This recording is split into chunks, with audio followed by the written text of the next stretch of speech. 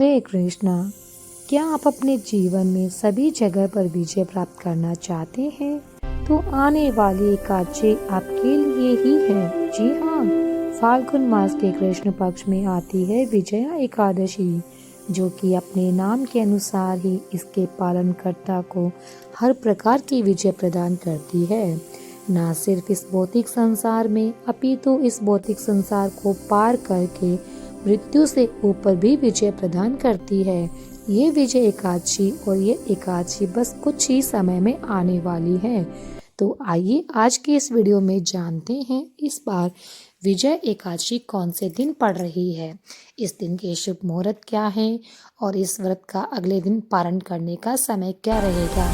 आइए आज की विजय एकादशी कब है, इसकी जानकारी प्रारंभ करते हैं। इस बार आ रही है 13 फरवरी 2026 शुक्रवार के दिन विजय एकादशी। इस बार एकादशी तिथि का प्रारंभ हो जाएगा 12 फरवरी 2026 को दोपहर में 12:22 से और ये तिथि पूर्ण होगी 13 फरवरी 2026 शुक्रवार के दिन दोपहर में 2:25 पर।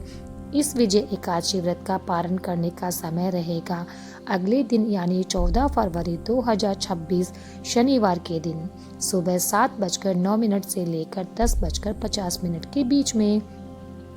इसी दिन विजय एकादशी के दिन शुभ संक्रांति भी पड़ रही है। तो चलिए अब उस दिन के अन्य मुहूर्त के बारे में जानते हैं। 13 फरवरी 2026 शुक्रवार के दिन विजय एकादशी के दिन प्रातः ब्रह्म मुहूर्त का समय रहेगा सुबह 5:18 से लेकर 6:10 के बीच में और सूर्योदय होगा सुबह 7:01 पर।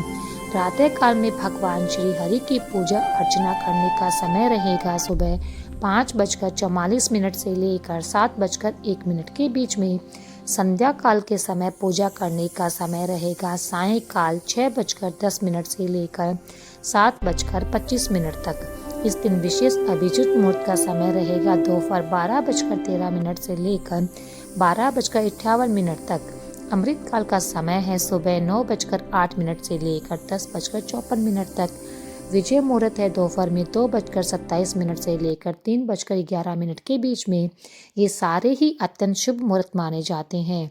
इसीलिए अगर इस विजय एकादशी के दिन आप कोई भी शुभ या मांगलिक कार्य करना चाहते हैं तो इन सभी मुहूर्त में कर सकते हैं। इस एकादशी पर राहु काल का समय रहेगा सुबह 11:12 से लेकर 12:35 के बीच में।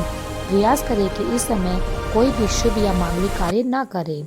13 फरवरी को दोपहर में 2:25 के बाद से द्वादशी तिथि प्रारंभ हो जाएगी।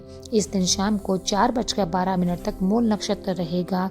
उसके बाद पूर्व आषाढ़ नक्षत्र प्रारंभ हो जाएगा।